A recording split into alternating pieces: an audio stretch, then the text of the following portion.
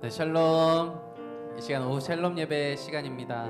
네, 우리 이 시간 많이 육체적으로 피곤한 시간이지만 그럼에도 불구하고 정말 전심으로 주님 앞에 나아갈 수 있는 시간 되길 소망합니다. 시간이 되었으므로 제가 기도하고 예배 시작하겠습니다. 사랑하는 하나님 아버지, 갈급한 마음으로 주님 앞에 나아갑니다. 우리의 갈급함 정말 채울 수 있느니 오직 생명이신 생수의 근원 되신 예수 그리스도밖에 없음을 믿음으로 고백하며 나아갑니다. 아버지 주님, 이 시간 주님 앞에 나아갈 때에 정말 전심으로 주님을 찬양케 하시고 주님을 예배케 하시고 정말 주님의 함께 하시는 그 은혜를 마음껏 누리는 시간 되게 하여 주시옵소서. 사랑하는 예수님의 이름으로 기도합니다. 아멘. 우리 함께 찬송가 505장 온 세상 위하여 같이 찬양하겠습니다.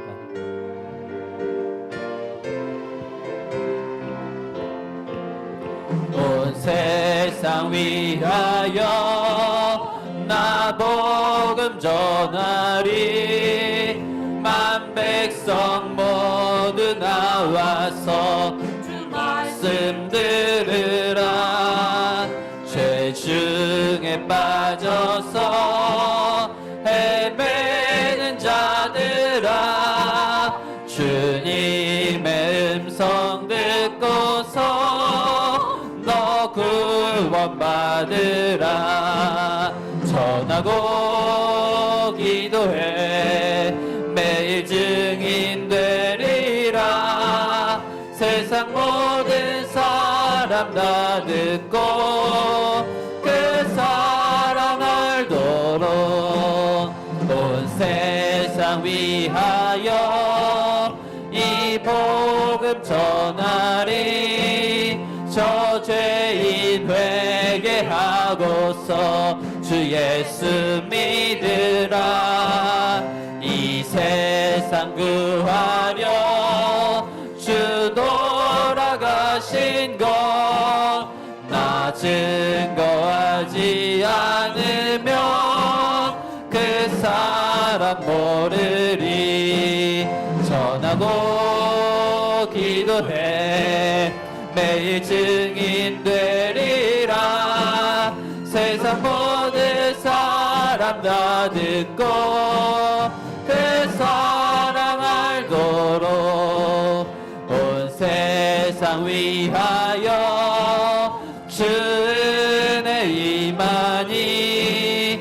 주 예수 이름 힘입어 이 복음 전하자. 먼 곳에 나가서 전하지 못해도 나 어느 곳에 있든지 늘 기도 힘쓰리.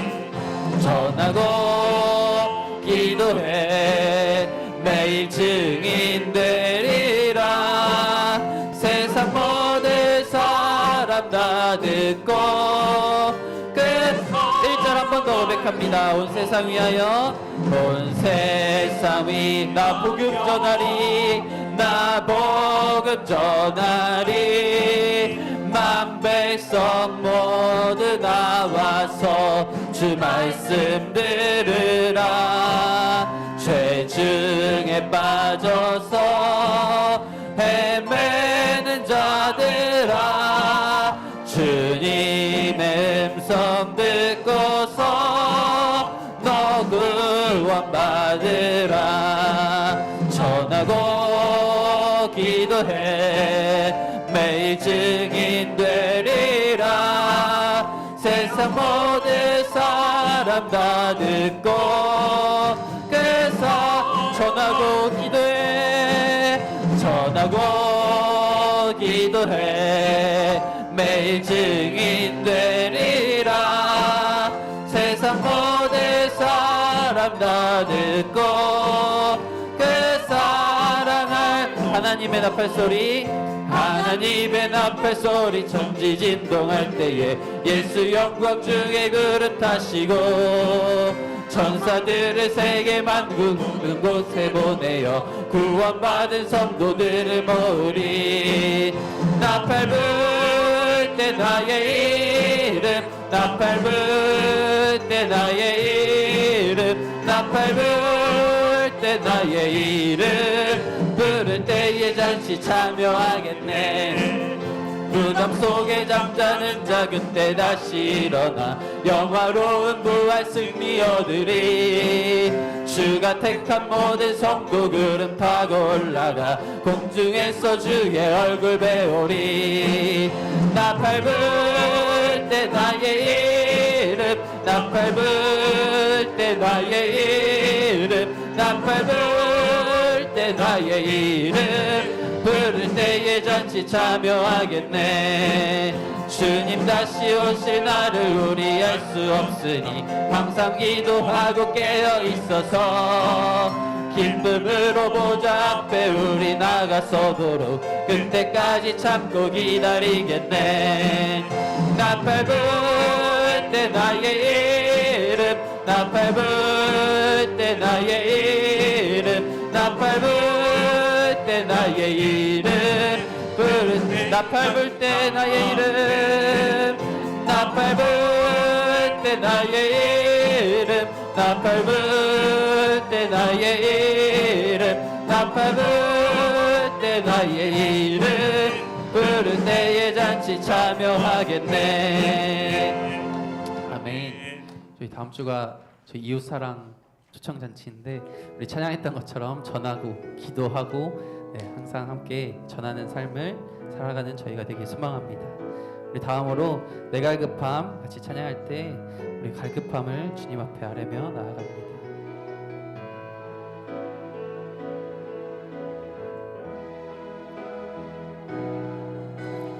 내 갈급함 어느 것으로 채울 수 없네. 내 갈급함 상한 나의 심령에 내 갈급함 부르짖는 소리 들으소서. 내 갈급함 주의 음성 들리네. 내게로 나오라. 영원히 영원히 목마름 전혀 없으리.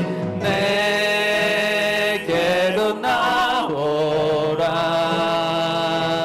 가까이 가까이 생수의 근원 되신 주께 내게로 나오라. 영원히 영원히 목마름 전혀 없으리. 내게로 나오라. 가까이 가까이 생명의 근원 되신 주께. 처음부터 한 번 더 고백합니다. 내 갈급함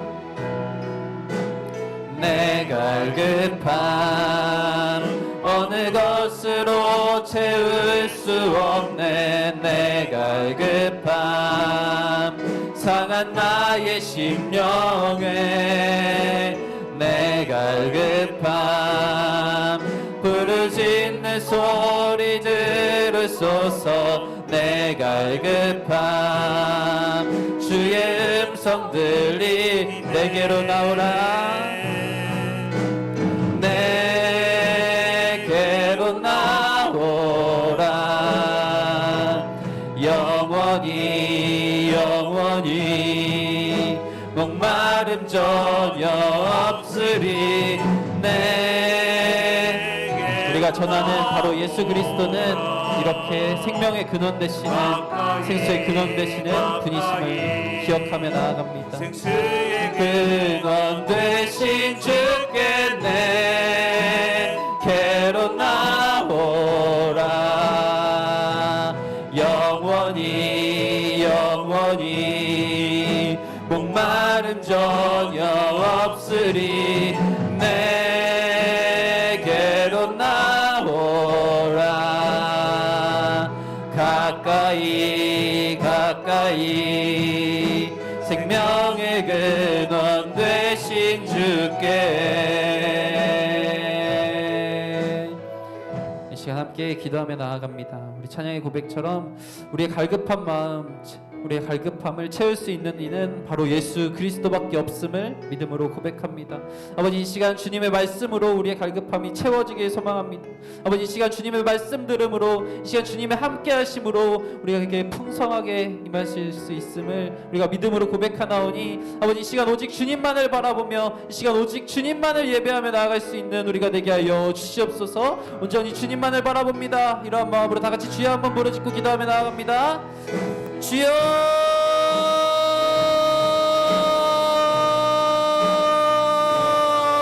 아버지 주님, 우리의 갈급함 그 어떤 것으로, 이 세상 그 어떤 것으로 채울 수 없습니다.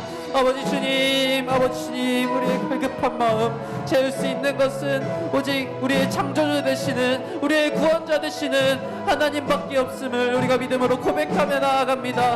아버지 주님, 주님 안에 있을 때 우리는 영원히 목마름 없습니다. 주님 안에 있을 때 우리는 영원히 생명의 근원 되신 주님 안에 거하며 기쁨으로 나아갈 수 있음을 고백합니다. 아버지, 이 시간, 이 예배 시간 우리가 그러한 믿음으로 고백하나오니 아버지, 풍성한 주님의 은혜를 누리며 나아갈 수 있는 시간 되게 하여 주시옵소서. 주여, 이 시간 주님으로 영광받아 주시옵소서.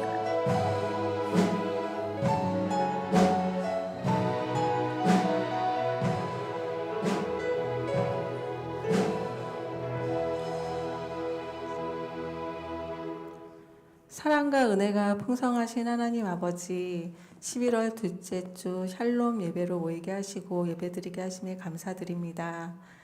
이 시간 찬양과 경배와 감사로 예배드리오니 홀로 영광 받으시옵소서. 까닭없는 사랑과 변함없는 마음으로 저희를 바라보시는 주님, 지난 한 주의 삶을 돌아보면 부끄러운 모습들이 너무도 많이 있습니다. 죄인의 속성을 벗어날 수 없는 저희들이기에 날마다 넘어지고 쓰러집니다. 저희를 불쌍히 여겨주시사 주님의 보혈의 피로 정결케 하시고 거룩하게 하여 주시옵소서. 나의 성산에서는 해함도 없겠고 상함도 없으리로다. 사랑하는 성산교회를 세우시고 인도하시고 지금도 일하시는 주님, 주님의 성산에서 찬양과 감사와 은혜가 넘쳐나길 소망합니다. 지체간에 서로를 위로하고 격려하며 세상이 주지 못하는 하나님의 사랑으로 하나님 나라의 가족 되게 하시고 그 받은 사랑을 흘려보내 또 다른 영혼들을 주님 앞으로 인도할 수 있는 성상 공동체 되게 하여 주시옵소서.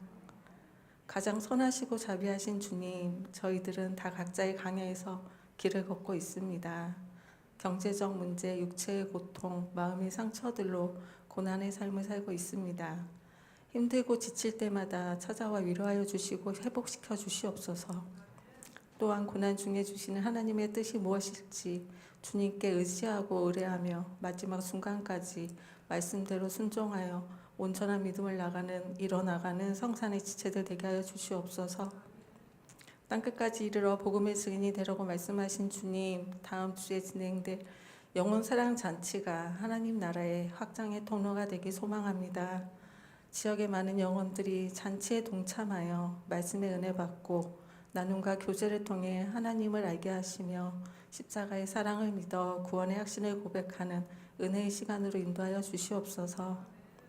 행사를 준비하시는 손길 가운데에도 함께 하시어 섬김의 가정들이 기쁨과 감사의 마음으로 채워지게 하시고 매 순간 저희를 위해 일하시는 하나님의 열심을 느끼고 배우는 시간 되게 하여 주시옵소서. 내일부터 시작되는 추수감사 특별 새벽 기도회를 위해 기도드립니다. 1년의 수고와 열심들이 무엇을 위한 시간이었는지를 돌아보며 기도회를 통해 주시는 말씀으로 앞으로의 삶을 재정립하는 시간 되게 하여 주시옵소서. 주님이 원하시는 삶의 열매를 위해 어떻게 살아야 할지 기도하고 깨닫는 은혜의 시간 되게 하여 주시옵소서.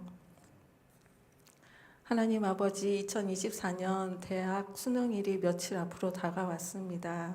힘겹게 이 시간을 위해 준비하고 달려온 수험생들의 수고와 노력의 땀방울들이 시험 가운데 잘 녹아들어 좋은 결과, 참된 결실로 보답받을 수 있도록 인도하여 주시옵소서. 더불어 저들의 원대한 꿈과 소망이 하나님의 목적과 하나 되게 하시어 하나님 사업에 기히 사용되는 존귀한 자녀들 되게 하여 주시옵소서. 저희를 지으시고 부르시고 보내신 주님의 부르심에 순종하여 복음의 사명을 감당하고 계시는 선교사님들과 함께하여 주시옵소서. 오직 복음만을 붙잡고 사역의 길을 가십니다. 선교사님들의 건강과 안위를 지켜주시옵소서. 하나님 아버지의 부르심에 합당한 사역의 삶을 살게 하시고 공급해 주시는 하나님의 은혜와 사랑으로 복음 전파와 영혼 구원의 사명을 능히 감당하여 하나님께 영광 드리는 선교사님들 되게 하여 주시옵소서. 성산교회 목자 되시는 담임 목사님과 부교역자님들을 위해 기도드립니다. 하나님 아버지, 목사님과 부교역자님들과 몸과 마음을 건강하게 지켜주시고 가정을 평안케 하시사 주의 일을 온전히 감당하실 수 있도록 인도하여 주시옵소서. 교회를 섬기시고 성도들을 양육하시는데 어려움 없으시도록 날마다 살피시사 풍성한 은혜와 능력을 부어주시옵소서. 성령 하나님, 단위에서 말씀 전하시는 전재국 목사님과도 함께하여 주셔서 전하시는 말씀이 듣는 저희의 마음에 감동과 울림이 있게 하여 주시옵소서. 창세기 속 약속을 지키시는 신실하신 하나님을 의지하여 기대와 소망으로 십자가를 바라보며 주님과 동행하는 삶이 복된 삶임을 다시 한번 깨닫는 은혜의 시간으로 인도하여 주시옵소서. 감사드리며 저희를 사랑하시는 예수 그리스도의 이름으로 기도드리옵나이다. 아멘.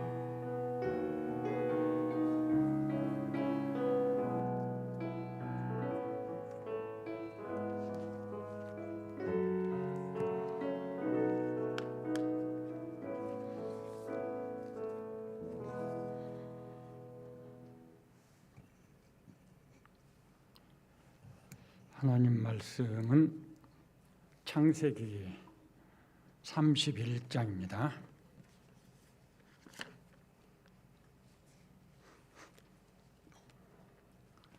창세기 31장 1절부터 16절까지입니다.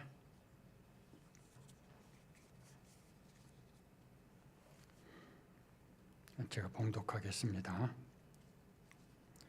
야곱이 라반의 아들들이 하는 말을 들은즉 야곱이 우리 아버지의 소유를 다 빼앗고 우리 아버지의 소유로 말미암아 이 모든 재물을 보았다 하는지라. 야곱이 라반의 안색을 본즉 자기에게 대하여 전과 같지 아니하더라. 여호와께서 야곱에게 이르시되 내 조상의 땅 내 족속에게로 돌아가라. 내가 너와 함께 있으리라 하신지라. 야곱이 사람을 보내어 라헬과 레아를 자기 양떼가 있는 들로 불러다가 그들에게 이르되 내가 그대들의 아버지의 안색을 본즉 내게 대하여 전과 같지 아니하도다. 그러할지라도 내 아버지의 하나님은 나와 함께 계셨느니라. 그대들도 알거니와 내가 힘을 다하여 그대들의 아버지를 섬겼거늘 그대들의 아버지가 나를 속여 품삯을 10번이나 변경하였느니라. 그러나 하나님이 그를 막으사 나를 해치지 못하게 하셨으며 그가 이르기를 점 있는 것이 내 삭시 되리라 하면 온 양떼가 낳은 것이 점 있는 것이요 또 얼룩무늬 있는 것이 내 삭시 되리라 하면 온 양떼가 낳은 것이 얼룩무늬 있는 것이니 하나님이 이같이 그대들의 아버지의 가축을 빼앗아 내게 주셨느니라. 그 양떼가 새끼 뵐 때에 내가 꿈에 눈을 들어보니 양떼를 탄 숫 양은 다 얼룩무늬 있는 것과 점 있는 것과 아롱진 것이었더라. 꿈에 하나님의 사자가 내게 말씀하시기를 야곱아 하기로 내가 대답하기를 여기 있나이다 하매 이르시되 내 눈을 들어 보라. 양떼를 탄 순양은 다 얼룩무늬 있는 것, 점 있는 것과 아롱진 것이니라. 라반이 내게 행한 모든 것을 내가 보았노라. 나는 베델의 하나님이라. 내가 거기서 기둥에 기름을 붓고 거기서 내게 소원하였으니 지금 일어나 이곳을 떠나서 내 출생지로 돌아가라 하셨느니라. 라헬과 레아가 그에게 대답하여 이르되 우리가 우리 아버지 집에서 무슨 분깃이나 유산이 있으리요. 아버지가 우리를 팔고 우리의 돈을 다 먹어버렸으니 아버지가 우리를 외국인처럼 여기는 것이 아닌가? 하나님이 우리 아버지에게 취하여 가신 재물은 우리와 우리 자식의 것이니 이제 하나님이 당신에게 이르신 일을 다 준행하라. 아멘.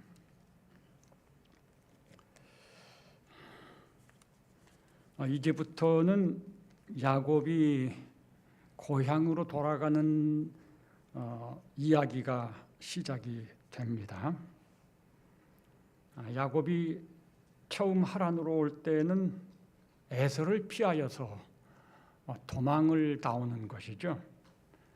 야곱이 고향으로 돌아가는 것은 라반을 피하여서 도망가는 그런 모양이 됩니다. 단적으로 야곱이 어떤 사람이냐 하는 것을 생각하게 해주는 것이죠. 내일 일을 모른다고 하는 말 잘 알고 계시죠? 처음 야곱이 고향에서 나올 때는 잠깐 에서의 그 분노를 피해서 잠깐 피해 있다가 그 분노가 가라앉으면 다시 돌아오라고 리브가가 말을 하죠. 그런데 그 잠깐이 결혼을 하고 자녀를 낳고 어느새 20여 년의 세월이 된 거죠. 정말 알 수 없는 그런 세월이다라고 할 수가 있을 것 같아요.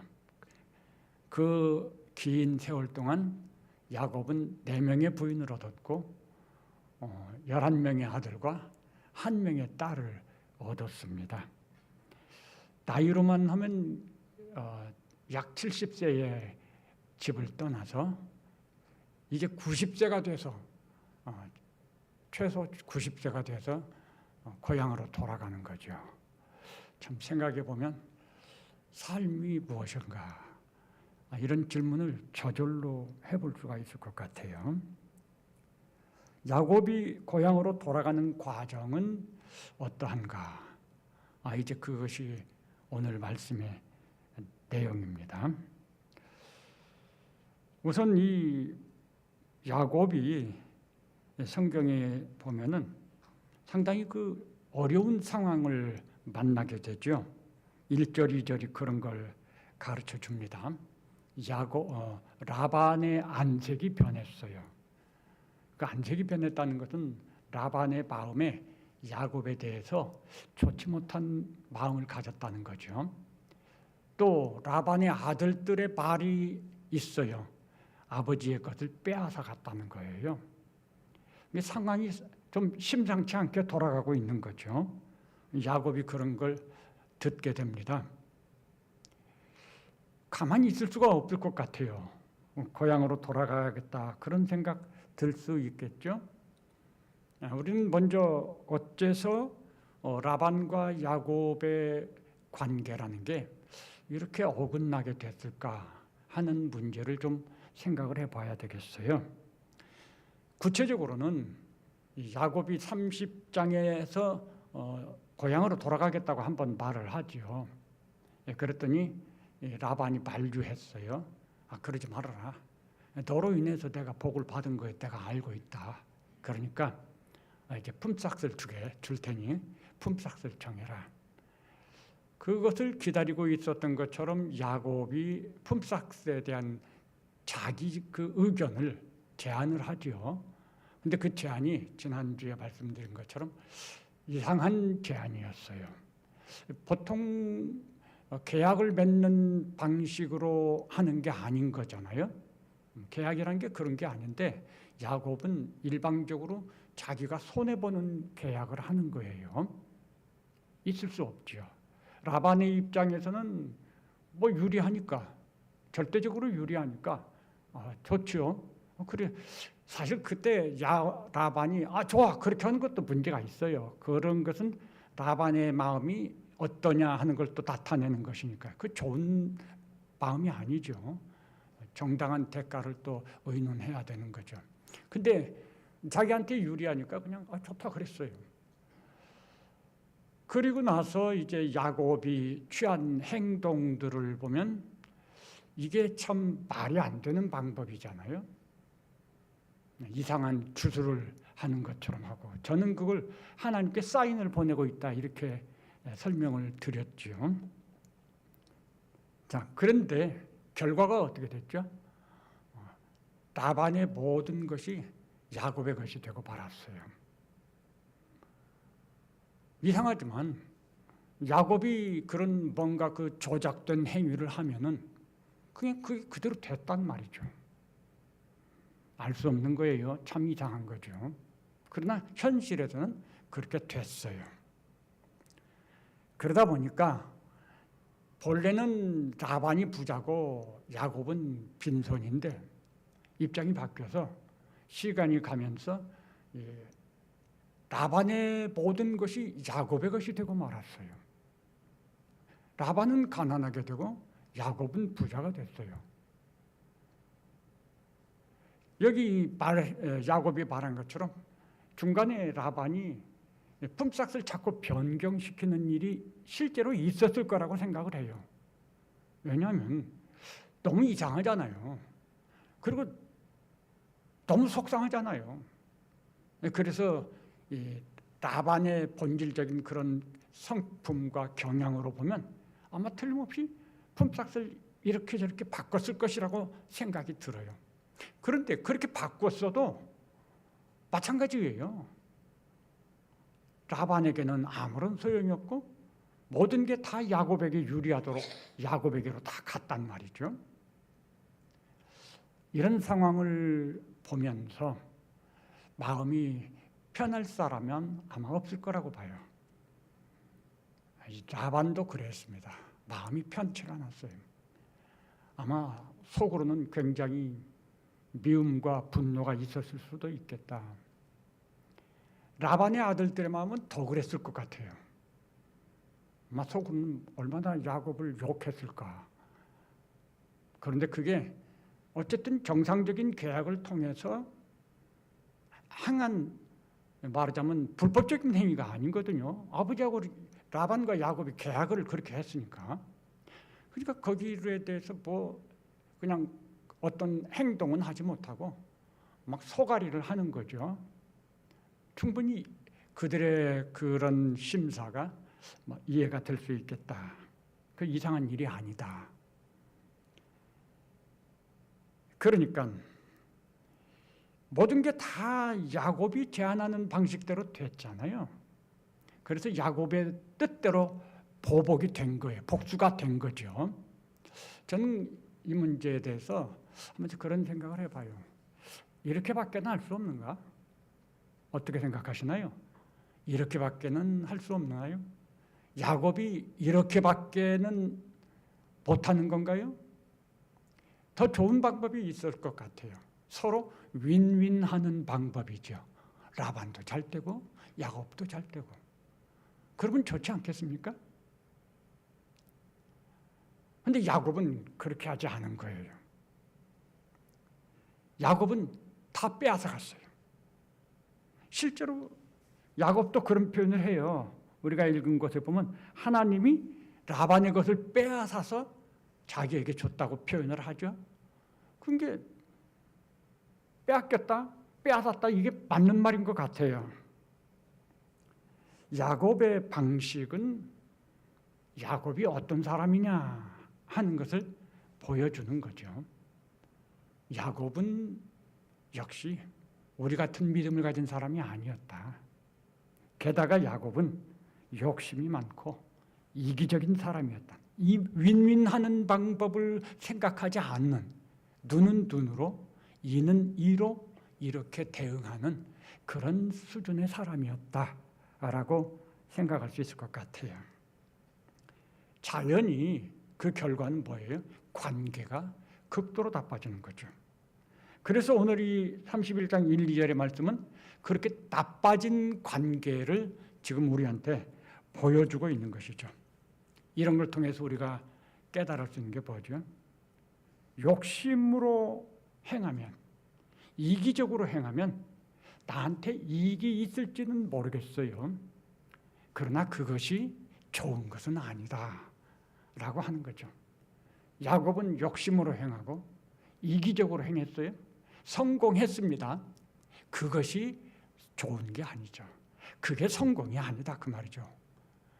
부자가 됐을지는 모르지만 관계는 나빠졌어요. 악화되었습니다. 이게 엎질러진 물이에요. 이미 그렇게 돼버렸으니까. 이 라반과 야곱은 사실 비슷해요. 서로가 서로에게 그렇게 잘못 행동하는 거죠. 누구를 뭐 탓할 수 없을 것 같아요. 그러나 야곱이 믿음의 사람이라고 전제한다면 그래도 그렇게 하면 안 되겠다 이런 생각이 들어요. 만일 우리가 야곱이라면, 야곱의 입장에 있었다면 우리는 어떻게 하실 거예요? 우리의 실제 생활에서도 야곱이 겪었던 그런 일들이 없다고 보장 못하거든요. 우리도 억울한 일 만나거든요. 우리도 화낼 수밖에 없는 일들이 있어요. 그럴 때 우리가 야곱처럼 욕심을 따라서 이기적으로 그렇게 할 것인가요? 그게 틀렸다. 그게 믿음의 사람으로는 적절하지 못하다. 이런 걸 지금 하나님 우리한테 보여주시려고 하는 거죠. 우리는 어떻게 해야죠? 상대를 배려해야죠. 이게 정말 중요한 거죠. 우리는 믿음을 가졌습니다. 믿음을 가진 우리는 이 세상 믿지 않는 사람, 믿음이 없는 사람처럼 생각하고 그 수준으로 살면 안 된다는 거죠. 다른 말로 하면 이 세상 모든 사람들은 상대적인 윤리를 가지고 살아요. 네가 나한테 잘하면 나도 너한테 잘하고, 내가 나한테 악하게 하면 나도 너에게 똑같이 한다. 이게 눈은 눈으로 하는 거예요. 그것이 세상 윤리예요. 성경이 가르쳐주는, 우리 예수님이 말씀하신 윤리는 뭐죠? 상대가 나에게 어떻게 하느냐에 상관없어요. 우리는 그 순간 하나님을 바라봐야 되고, 하나님이 기뻐하시는 방법이 무언가를 생각해야 되고, 그 하나님의 뜻을 따라서 반응해야 하는 거죠. 이걸 절대적 윤리라고 그래요. 우리 성도들은 절대적으로 하나님 앞에서 사는 거예요. 저 사람이 나 화나게 했다고 해서 나도 똑같이 화를 내면 그 순간 나는 하나님 앞에서 잘못하고 있는 거예요. 저 사람 앞에서는 정당하다고 할지 모르지만 하나님은 너 잘했다 이렇게 말하잖아요. 왜냐하면 분노하는 건 하나님이 기뻐하는 게 아니거든요. 우리는 항상 하나님 앞에서 믿음으로 살아야 해요. 절대적 윤리에 따라 살아야 돼요. 야곱처럼 행하는 것이, 그렇게 해서 우리가 원하는 걸 얻었다고 해서 그게 성공이 아니라는 거죠. 그거는 오히려 함정에 빠지는 거죠. 관계가 나빠져요. 고향으로 돌아가고 싶어도 돌아가기 어려운 상황이 됐단 말이죠. 야곱이 만일 자기 맘대로 막 라반의 집을 출발했다고 생각해 보세요. 뒷감당을 하기 어려웠을 거예요. 부인들이 어떻게 나올지도 모르는 거고요. 문제가 쌓이는 거죠. 자, 이렇게 진퇴양난에 빠졌습니다. 머물자니 껄끄럽고 가자니 이 문제가 보통이 아니고요. 돌아갈 마음은 생겼겠죠. 이런 상황에서 여기 더 살고 싶지는 않았을 것 같아요. 그러나 그렇다고 돌아갈 수 있는 것도 아니에요. 그런데 하나님께서 야곱에게 나타나셔서 말씀하시죠. 고향으로 돌아가라. 내가 너와 함께 하겠다. 보통 우리 하나님은 침묵하고 계셔요. 야곱이 이렇게 하든 저렇게 하든, 바로 방금 전에 그 이상한 방법으로 제안을 하고 막 자기 마음대로 하나님을 이용해서 그런 행위를 하는데도 불구하고 하나님 그거에 대해서 가타부타 말씀을 안 하셔요. 뭐 해라 하지 말라 이런 간섭 안 하시죠. 그냥 가만히 계셨어요. 오히려 도와주셨어요. 그런데 중요한 순간에 하나님은 직접 나타나셔서 깨닫게 해주신다는 거죠. 이게 하나님의 방법이에요. 항상 하나님이 우리한테 막 나타나셔서 말씀해 주시고 그런 거 아니에요. 대부분의 경우에 많은 우리가 어떤 방식으로 유튜브를 통해 설교를 듣든가 또는 간증을 듣든가 그럴 때 어떤 표현들을 많이 하냐면 하나님이 말씀하셨다, 계시를 받았다 이런 표현들 많이 해요. 제가 직접 옆에서 보고 들은 거 아니니까 정말 단언할 수는 없습니다만은 저의 경험을 가지고 말씀드리면 깨달음이라고 생각을 해요. 어떤 순간에 하나님께서 깨달음을 주시는 거죠. 근데 그게요, 꼭 들리는 것 같아요. 사실은 들렸다고 해도 틀리지 않는 것 같아요. 그래서 저도 곰곰 생각해봐요. 이게 분명히 내가 들은 것 같은데 이게 뭘까? 제가 내린 결론은 깨달음이었구나. 내 마음속에, 머릿속에 섬광같이 깨달음이 있는 거예요. 근데 그게 꼭 들리는 소리 같아요. 그런 것이 아니었을까? 하나님께서 야곱에게 나타나셔서, 물론 이때 야곱에게는 직접 들려주셨다고 생각을 해요. 왜냐하면 지금은 성경이 완성되어 있잖아요. 이때는 성경이 있는 게 아니잖아요. 대다수의 경우에 하나님께서 꿈에 나타나셔서 계시하시든지 아니면 직접 들려주시든지 환상을 보여주시든지 이때는 이랬거든요. 그래서 하나님께서 야곱에게 알려주셨다고 보아요. 야곱이 기도했습니까? 이때 하나님, 나 지금 어려운 형편에 있습니다. 나 고향으로 돌아가고 싶은데요. 하나님 도와주세요. 이렇게 기도했나요? 기도했다는 소리 없어요. 사실 야곱은 우리가 살펴본 것처럼 하나님을 이용하는 그런 수준의 마음을 가지고 있습니다. 그러니까 그런 생각을 가진 사람이 하나님을 의지하는 기도를 할 것 같지는 않아요.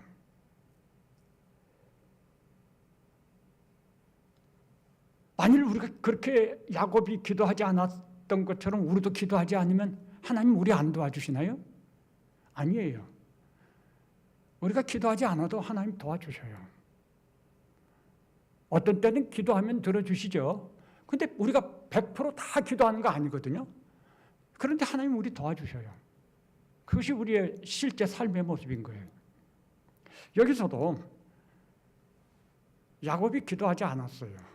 그런데 하나님께서 나타나셔서 야곱에게 말씀하시고 깨닫게 하시죠. 돌아가라. 내가 너와 함께하마. 이렇게 하나님께서 나타나셔서 말씀하시고 깨닫게 하시고 인도하시는 것은 전적으로 하나님의 주권에 달렸다는 거죠. 하나님의 시간에 하나님의 방식으로 하나님께서 하시는 일이라 그 말이에요.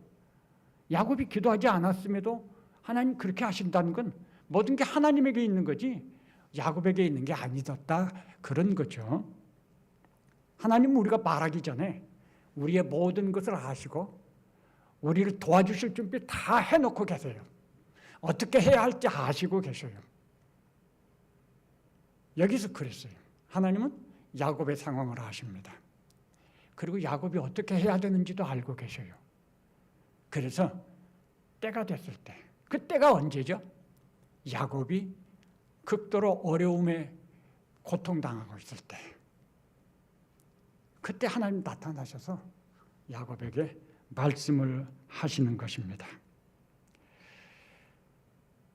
야곱이 처한 상황이라고 하는 것은 야곱의 입장에서는 진퇴양난의 어려운 시간이었잖아요. 바꿔서 생각하면 하나님의 입장에서는 이제 내가 나서서 알려줘야 될 때가 됐구나 이렇게 생각할 수 있는 거예요. 다시 말해서 우리의 삶에 정말 우리가 감당하기 어려운 어떤 시간이나 일들이 있으면 그때가 하나님께서 역사하실 시간인가 일 수 있구나 이렇게 생각할 수 있다는 거죠. 우리는 그래서 낙심할 필요가 없어요. 그 시간에 우리 하나님 앞에 엎드리고 기도하면 되는 거예요. 하나님, 내가 지금 정말 어렵습니다. 어떻게 할지 몰라요. 하나님 도와주세요. 기도하시면 되는 거죠. 그 시간이 그 시간이다. 이렇게 인식을 바꾸면 되는 거예요. 얼마나 이 인식이 빨리 바꿔지느냐 하는 건 그게 이제 믿음의 차이예요. 믿음으로 훈련이 된 사람은 인식이 빨리빨리 됩니다. 근데 그 믿음의 훈련이 안 된 사람은 그냥 그 어려움 속에서 그냥 쩔쩔쩔쩔 매고 방황하고 있죠. 야곱이 그런 모습이었던 거예요. 그렇다고 해서 하나님 가만히 계시느냐? 꼭 필요한 때는 하나님이 나타나셔서 일하신다는 거 보여주시는 거죠. 하나님의 명령은 두 가지예요. 돌아가라. 야곱에게 어떻게 행해야 하는지를 깨닫게 해주셨어요. 야, 이젠 돌아갈 시간이다 알려주셨습니다. 두 번째는 야곱이 얼마나 두려움이 많아요. 염려가 많아요. 내가 너와 함께 있으리라 이 말씀은요, 야곱을 격려해주는, 염려와 불안을 물리치게 해주는 그런 격려의 말씀인 거예요. 우리 하나님이 우리를 참 깊이 있게 생각하세요. 우리 하나님은 우리에게 행동을 가르쳐 주시는 것만 아니에요. 우리의 마음을 헤아리시고 우리의 마음을 위로하시고 격려하시는 정말 좋으신 분입니다.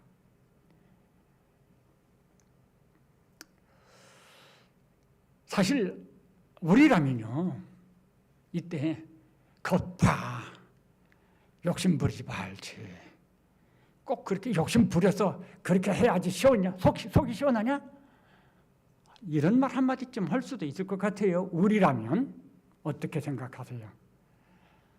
그러지 말라고 했지, 말 안 듣더니 꼴 좋다, 이럴 수도 있어요. 하나님 그런 말을 하지 않으세요. 하나님 이때를 이용해서 가르치려고 하지도 않으세요. 그냥 야곱에게 나타나셔서 어떻게 해야 될지 알려주시고 오히려 격려하시죠. 내가 너와 함께 있으마. 참 하나님은 생각할수록 좋아요. 이런 때 우리에게 막 뭐라고 하면은 조금 우리가 예 알았어요 하고 뭐 하긴 하겠지만 마음은 좀 불편했을 것 같아요.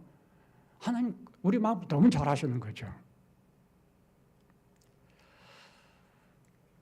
그래서 이제 야곱이 이 4절부터 13절까지는 하나님의 명령에 근거해서 이제 자기 부인 둘을 모아서 이야기하는 내용입니다. 그런데 재미있어요. 하나님은 간단하게 명령하십니다. 돌아가라.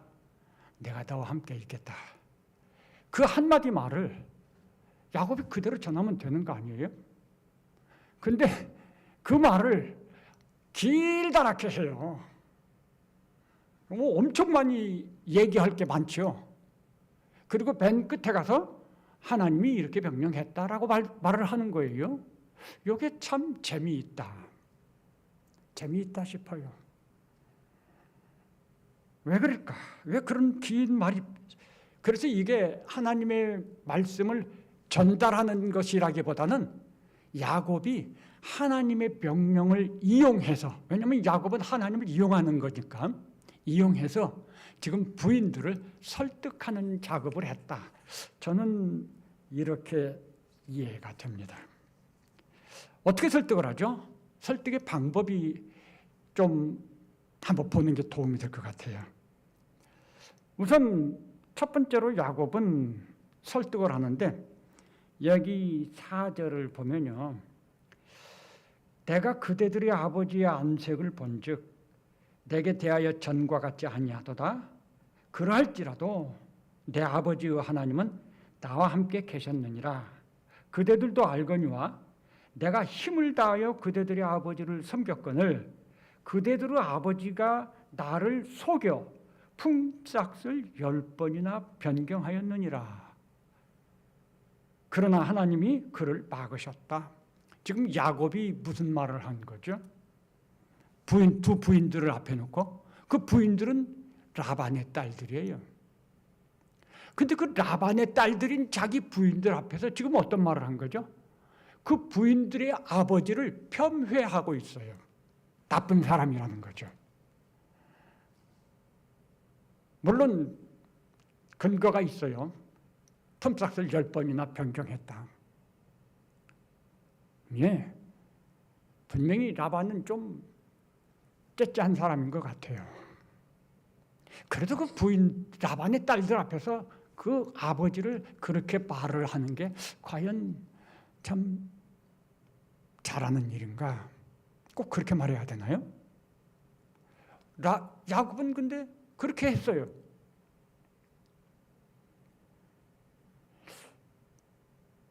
좀 마음이 아쉬워요. 이렇게 말하는 것이.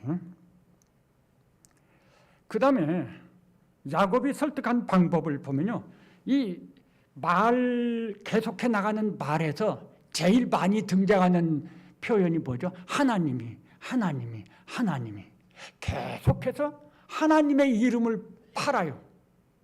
하나님의 이름으로 핑계대면서 그냥 이용하는 거죠. 지금 자기가 설득하려고 하는 것을 위해서 하나님이 이렇게 하나님의 이름을 이용하고 있는 거죠. 자기의 제안과 그 행동의 문제점, 그리고 불합리함, 그 앞에서 본 말씀, 그런 건 말하지 않아요. 사실 그게 문제죠. 근데 그것에 대해서는 이런 방구하지 없어요. 그리고는 자기의 그 불합리한 그런 것에 대해서 엉뚱하게 하나님이 도와주셨다, 하나님이 행하셨다, 뭐 하나님이 꿈을 꾸게 하셔서 알려주셨다. 이거 정말 야곱이라는 사람이 어떤 사람인지 이게 아주 눈으로 보는 것 같아요. 야곱이 지금 자기의 그 불합리하고 이상한 행동에 대해서는 포장지를 씌웠어요. 하나님의 이름으로 포장지를 씌웠어요. 그러니까 하나님이 그것에 대해서 오케이 한 것 같잖아요. 그래서 마치 하나님이 허락해가지고 그래서 자기가 그렇게 하는 거 아무 문제가 없는 것 같이 그렇게 막 지금 포장시킨 거예요. 하나님을 이용하고 있는 거죠. 더군다나 꿈에 하나님의 사자가 대개 말씀하시기를, 꿈에 하나님의 사자를 통해서 말했다고 아주 참 이용하는 거죠. 계시가 있었다는 거예요. 모든 게 자기가 그 이상한 제안을 하고 이상한 조작된 행위를 하고 이게 전부 다 하나님의 도움을 받은 하나님의 허락이 있었던 행위인 것처럼 그렇게 철저하게 하나님의 이름을 이용을 하고 있다라고 할 수 있겠습니다. 사실 이런 표현은요, 결국 뭘 알려주는 거죠? 야곱도 자기가 제안한 그 방식과 행위가 정당한 건 아니라는 것 스스로도 알고 있는 거예요. 그게 정당하지 않았다는 것을 지금 여기서 나타내고 있는 거예요. 그러니까 하나님으로 자꾸 포장을 하는 거죠. 그게 정당했으면 자기가 그렇게 했더니 그렇게 됐다 이렇게 표현해야죠. 그게 무슨 합리적인 어떤 근거가 있는 것도 아닌 것이고요. 말끝마다 하나님을 들먹이니까 혹시 야곱이 믿음이 있네, 그렇게 생각하면 안 돼요. 야곱이 대단히 믿음이 좋은 것처럼 이렇게 느껴진다면 조금 이상한 마음을 가지셨다고 저는 생각을 해요. 야곱의 그것은 사실 본인도 알고 있는 것처럼 문제가 있는 거예요. 그럼 왜 그런 방식으로 했죠? 지난번에 말씀을 드렸죠. 하나는 하나님을 이용하는 거죠. 또 하나는 하나님에 대해서 확인하고 싶은 게 있었을 것 같다. 이렇게 말씀을 드렸어요. 어린아이가 자꾸 엉뚱한 주장을 해요. 자꾸 엉뚱하게 행동하고 싶다고 말을 해요. 그래서 어린아이니까 그런 생각을 할 수도 있거든요. 그러면 모든 걸 다 알고 있는 부모는 그러지 마, 그거 틀렸어, 그렇게 하면 안 돼, 이렇게 말씀하실 수 있어요. 그래도 아이가 고집을 부려요. 그러면 어떻게 하죠? 그래, 그럼 해봐. 그러죠? 그럴 수 있어요. 아이가 그렇게 했어요. 그리고 나서 다치죠. 경험을 했습니다. 그것도 교육의 한 방법이에요. 경험하게 하는 거. 야곱은 그런 것이죠. 하나님은 야곱이 경험해야지 배운다고 하는 것을 아셨던 것 같아요.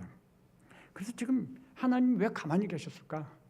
야곱은 경험을 통해 배우는 사람인 거예요. 그것도 한번 호되게 좀 경험을 해야 되겠어요. 손에 쥐어주는 방식, 만져보게 하는 방식, 이것도 교육상 상당히 좋은 교육의 방법인 거죠. 그래서 하나님이 돌아가라 이제 이렇게 말씀을 하신 거죠. 야곱이 그걸 그대로 인용을 해서 하나님이 이렇게 말씀하셨다. 이제 비로소 핵심 표현을 하는 거죠. 야곱은요, 자기가 돌아가야겠다는 말을 안 해요. 자기 마음은 어떠했는지 표현하지 않고 하나님이 이렇게 명령했어 라고 강조를 하고 있어요. 그게 어떤 의미를 가진 것일까요? 하나님이 그렇게 명령해서 가야 된다는데 누가 그 명령을 반대할 수 있나요? 라헬이나 레아가 아이 그래도 안 돼 이런 말 할 수 있나요? 하나님이 명령했다는데? 그럴 수 없죠. 그래서 야곱의 말은 설득이죠. 막 그들을 어떻게 보면 강압이라고도 할 수 있을 것 같아요. 그들이 거절할 수 없도록 대화를 이끌어간 거죠. 그렇게 말하기 위해서 야곱이 어떻게 말하죠? 12절에 보면요. 나는 베델 12절 끝부분에 보면 라반이 내게 행한 모든 것을 내가 보았노라. 이 표현을 하죠. 하나님 다 보았어. 아버지가 어떻게 했는지 다 보고 알고 계셔. 하나님이 보고 알고 계셨다니까 야곱이 라반에 대해서 말하는 것에 대해서 그거 틀렸어. 부정할 수도 없는 거예요. 하나님 다 보고 아신다는데.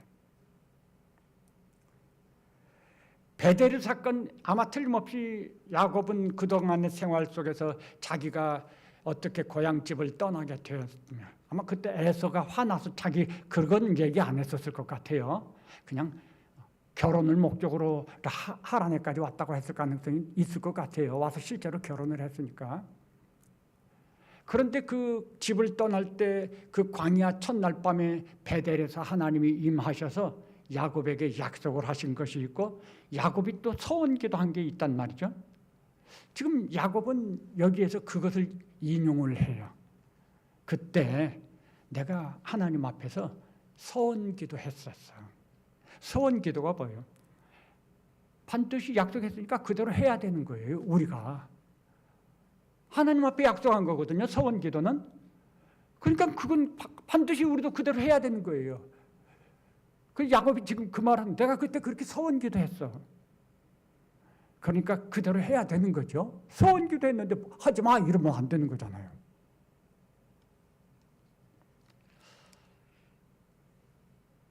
두 부인들은 야곱의 말을 듣고 어떻게 반응해야 될까요?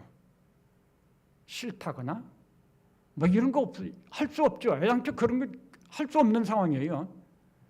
동의해야 되는 거죠.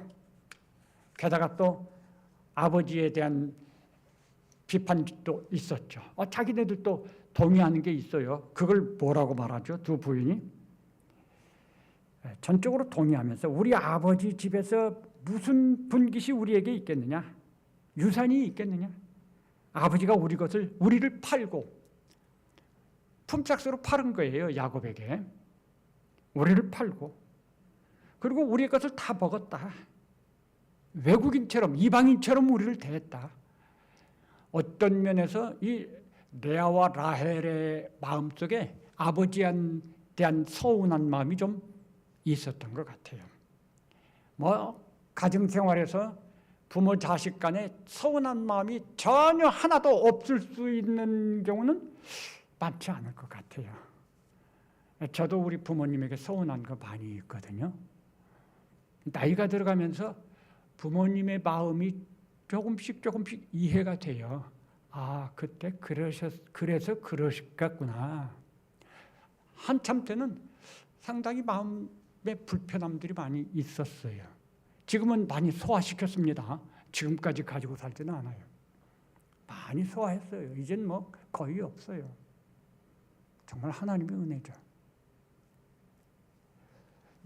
라헬과 레아는 그게 소화가 안 됐어요. 그냥 가지고 있는 거예요. 야곱이 그렇게 말하니까 자기들도 속에 있던 그런 아쉬운 마음들을, 서운한 것들을 토해내죠. 이걸 토해냈다고 하는 건 뭐죠? 동의한다는 뜻이에요. 네, 그러면서 그들이 말하죠. 하나님께서 당신에게 명령한 대로 다 준행하라. 준행하라?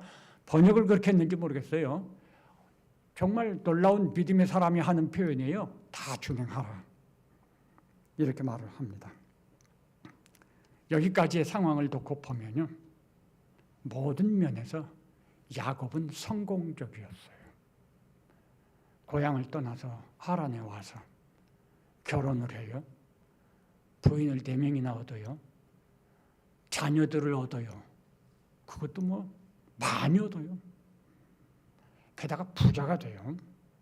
어쨌든 야곱의 이 하란에서의 생활은요, 엄청난 성공적인 생활을 했다고 이제 우리가 결론을 내릴 수 있어요.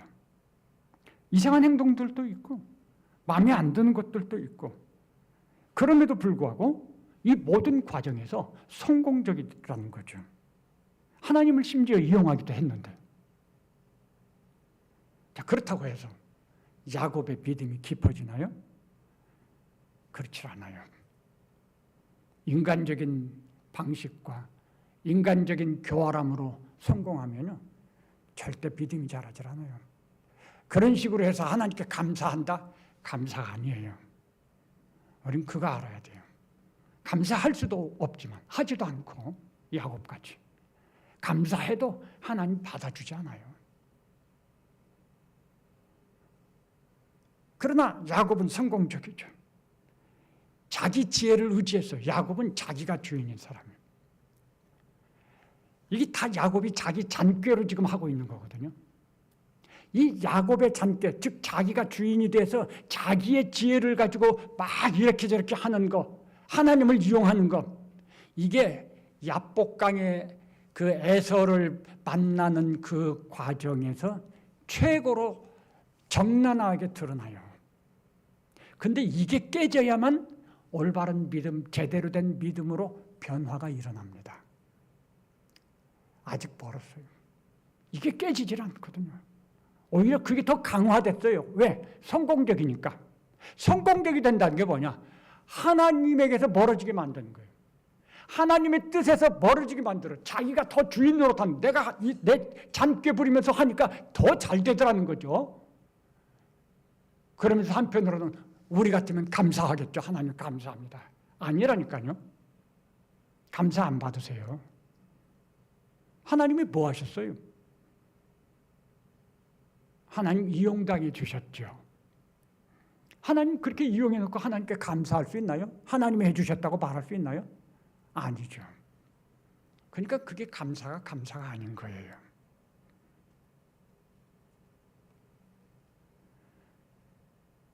야곱은 우리가 이 말씀에서 정리하면 2가지로 정리해야 되죠. 하나는 야곱에 대해서 생각하는 것이고요.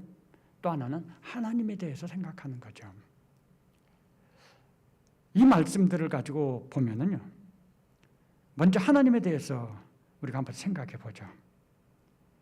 하나님은 참 신실하신 분이라는 것 확인할 수 있어요. 하나님이 야곱을 도와주시는 것은 야곱의 옳고 그름 이걸 떠나서예요. 하나님은 하나님이 약속하신 대로 행하십니다. 야곱이 어떠하냐에 따라서 이렇게 저렇게 바뀌는 게 아니에요. 그냥 하나님은 하나님이 약속하셨으니까 그대로 하시는, 이게 하나님의 절대적 신실하심이에요. 우리는 상대적이죠. 네가 나한테 약속을 지키면 나도 너에게 약속을 지킨다는 거예요. 그게 상대적인 거예요. 하나님이 우리를 향해서 지키시는 신실하심은 절대적이, 우리가 어떠하냐에 상관없이 하나님은 하나님의 약속대로 행하시는 것입니다. 그래서 하나님을 믿을 수 있는 거예요. 하나님이 우리처럼 상대적으로 행하면 우리가 어떻게 하나님을 믿나요? 믿을 수 없지요. 왜? 내가 잘못했으면 하나님도 나한테 그렇게 안 해주실 것이니까. 그런데 하나님은 절대적으로 신실하시니까 내가 잘못했어도 하나님은 당신의 약속대로 나에게 해주실 것이잖아요. 그래서 하나님을 믿는 거예요. 하나님이 믿을 수 있는 분인 거예요. 야곱의 이야기는 우리에게 그런 거 가르쳐 주는 거죠. 또 하나님의 인도의 방식에 대해서 우리에게 가르쳐 주는 거죠. 하나님의 인도의 방식은 어떤 것인가? 우리의 삶에 아까 말씀드렸지만 어려운 순간, 우리가 감당할 수 없는 어려운 일을 만나고 그런 문제가 생겼을 때, 그때 하나님께서 우리에게 나타나셔서 깨닫게 하시고 인도하신다는 거. 그러니까 어려움이 크고 어려움을 만나는 그 시간이 하나님이 우리를 만나주시고 도와주시는 시간이라고 하는 거, 이거를 우리가 기억하셔야 돼요. 아유, 왜 하나님이 이렇게 어려움 가운데 도와주실까? 왜 하나님이 살아계시는데 도와주지 않으시는가? 그게 아니고, 지금이 하나님이 나를 만나주시고 하나님이 나를 도와주신 그 시간이 된 거로구나 라고 생각을 하시라는 거죠. 성경은 그런 걸 계속해서 가르쳐줘요. 야곱의 이야기 여기서도 그러죠. 그리고 야복나루에서도 하나님 또 야곱에게 나타나시죠. 이스라엘 민족을 생각해 보세요. 이스라엘 민족이 애굽으로 갈 때 요셉 총리로 인해서 얼마나 좋았습니까? 가서 얼마 동안 너무 편하게 애굽에서 잘 살죠. 그러다가 총리 요셉이 죽어요. 또 그 요셉을 알고 있는 왕도 죽고 새로운 왕이 올라서죠. 그러니까 다 잊어버렸어요. 그리고 그 새로운 왕이 볼 때는 이스라엘 민족의 그 번창한 것이 자기 나라의 백성들에게는 암덩어리 같은 거예요. 이게 역전이 될 수 있다는 거죠. 그래서 정책을 바꿔요. 대우를 잘해주다가 이젠 노예로 삼아서 막 아기를 못 낳게 하고 막 피곤하게 만들고 핍박하죠. 그 세월이 400년 가까이 지나가니까 얼마나 힘든 세월이었겠어요. 정말 말할 수 없는 고통이 가중됐겠죠. 이 고통이 가중됐어요. 점점 이게 머리꼭지까지 찼어요. 도저히 견딜 수가 없어요. 그러니까 부르짖기 시작하죠. 하나님께 부르짖기 시작해요. 그 시간이 하나님께서 출애굽하게 도와주시는 시간이었다라는 것. 룻기를 잘 아시죠? 엘리멜렉과 나오미가 이 자기네들이 살고 있는 곳에 기근이 들어가지고 살기 어려워져요. 그래서 모압 땅으로 이민을 가요.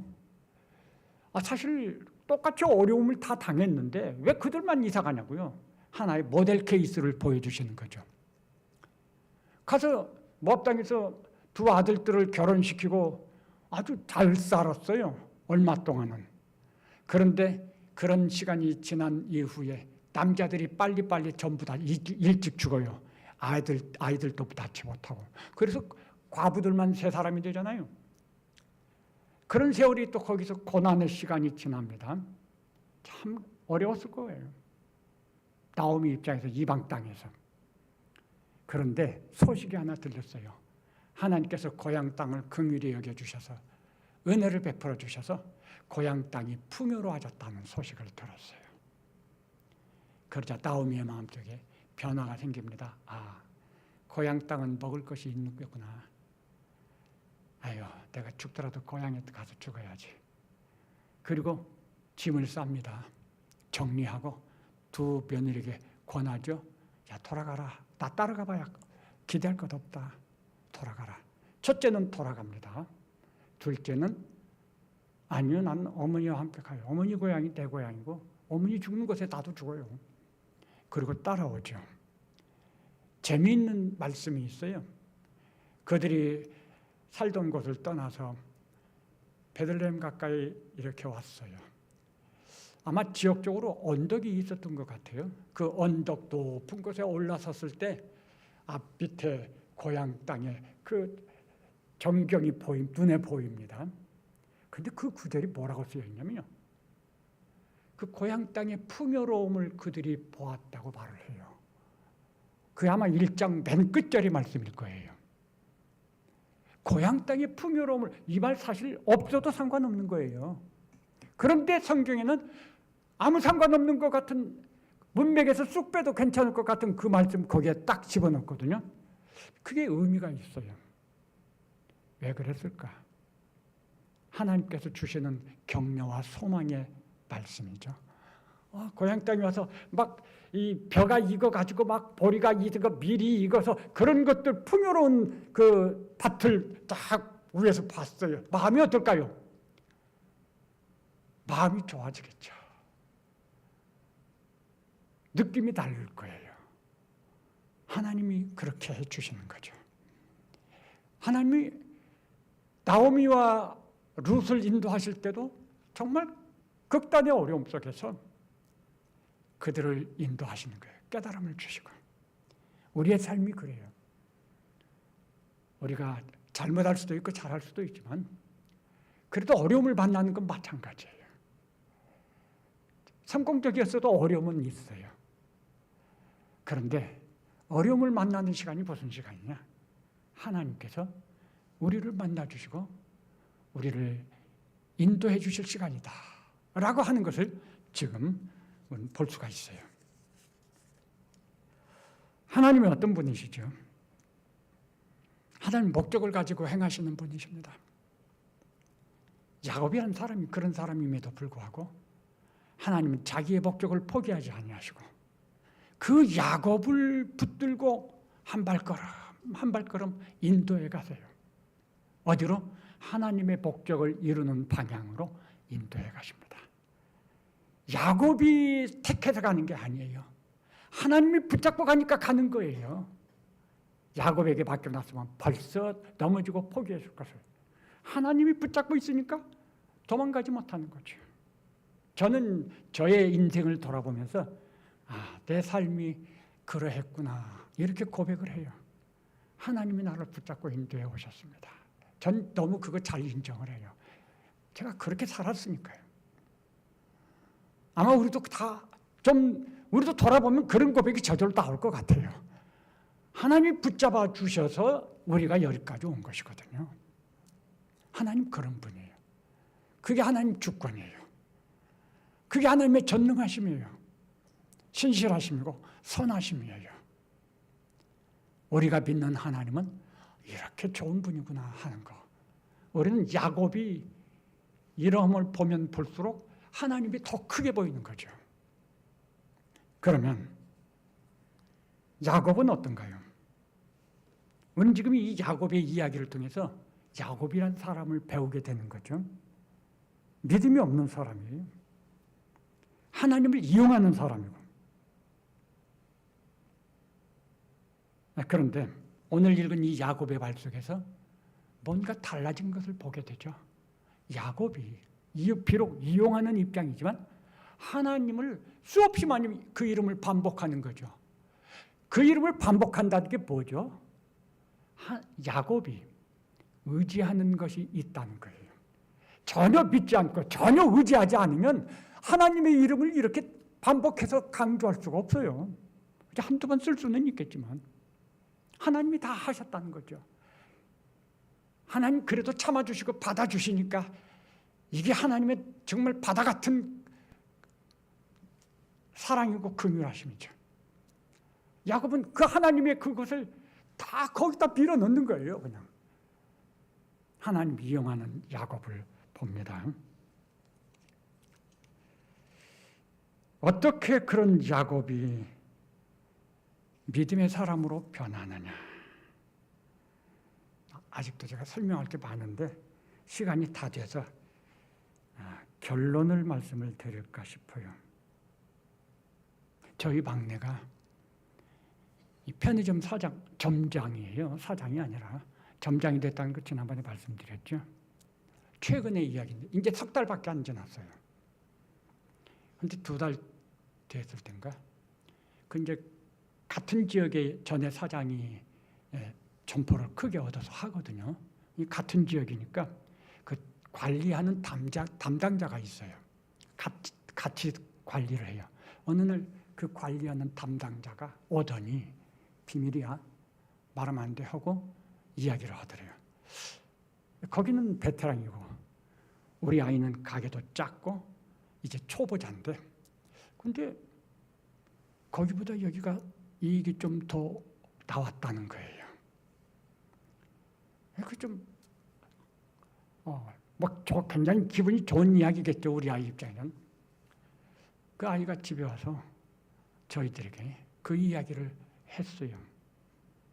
그러면서 한마디 첨가하는 말이 있었어요. 그 사장님을 위해서 기도해 줘야 될 것 같아요. 라고 말을 하더라고요. 얼마나 감사했는지 몰라요. 우리 아이가 방으로 들어간 다음에 우리 집사람하고 조용하게 귓속말로 감사하지. 아이가 저렇게 믿음을 배웠네. 이 세상에서 제일 감사한 건 그거예요. 돈을 많이 버는 것도 아니고 우리 아이가 믿음을 배웠다는 게, 근데 그 믿음을 배웠다는 것이 그 말에서 나오는 거죠. 전에 사장님을 위해서 잘 되게 해달라고 기도해야 될 것 같아요. 또 얼마나 좋았는지 몰라요. 너무 기쁜 거예요. 야곱도 그래요. 믿음을 배워가는 중이죠. 하나님의 목적은 야곱이 믿음을 배우게 하는 거예요. 그러면 되는 거죠. 야곱의 언행을 통해서 그런 것들이 나타나요. 우리가 오해하면 안 되는 것이, 하나님은 깨끗한 물이어야만 은혜 주신다고 오해하는 거예요. 강물이 흘러가는데요. 그 강물이 흘러간 그 물 속에는 깨끗한 물도 있지만 더러운 것들이 수없이 많이 있어요. 쓰레기들도 있고요. 그렇지만 그렇다고 그 강물이 문제 일으키는 거 아니에요. 그 강물이 흐르잖아요. 그래서 결국 바다에까지 도착하잖아요.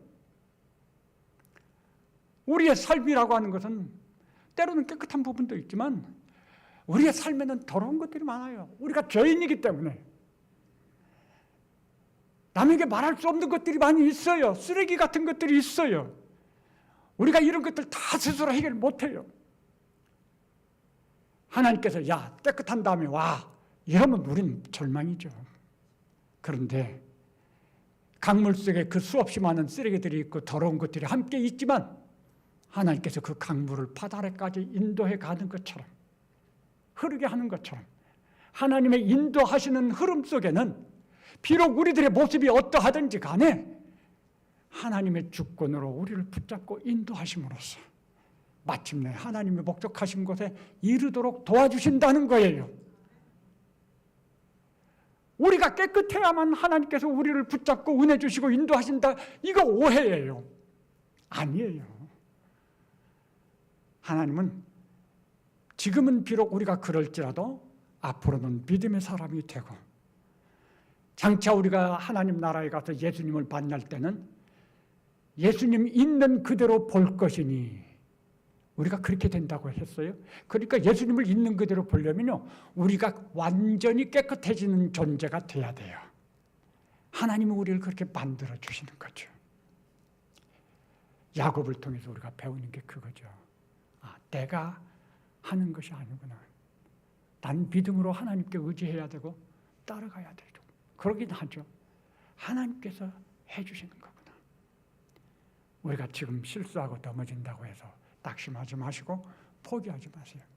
하나님이 해주셔요. 하나님이 책임져 주셔요. 그것이 야곱을 통해서 가르쳐 주시려고 하는 놀라운 하나님의 은혜고 음성이라고 하는 것입니다. 그런 믿음 가운데서 우리 정말 즐겁고 감사한 마음으로 믿음으로 이렇게 잘 달려가실 수 있기를 바랍니다. 기도하시겠습니다.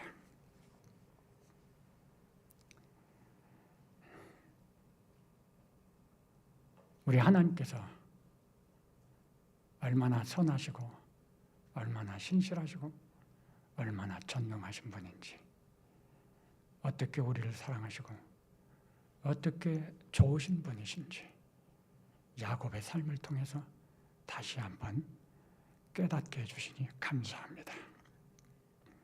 우리를 보면 그냥 절망할 수밖에 없습니다. 세상을 보면 넘어질 수밖에 없을 것 같습니다. 그러나 성령님께서 우리 안에 계십니다. 우리의 삶의 모든 순간 우리의 마음을 주장하셔서 다스려 주셔서 우리로 믿음의 눈을 가지고 하나님을 바라보고 말씀을 바라볼 수 있게 도와주시옵소서. 그러므로 담대함을 가지고 하나님의 인도를 따라가는 저희들이 되고 마침내 우리 안에서 우리의 생활 속에서 하나님의 뜻을 이루시고 하나님의 나라를 세우시고 우리 공동체가 온전히 하나님의 나라가 되는 이런 은혜를 주실 것을 믿고 이루어 주실 것을 감사드리며 정말 기도합니다. 예수님의 이름으로 기도합니다. 아멘.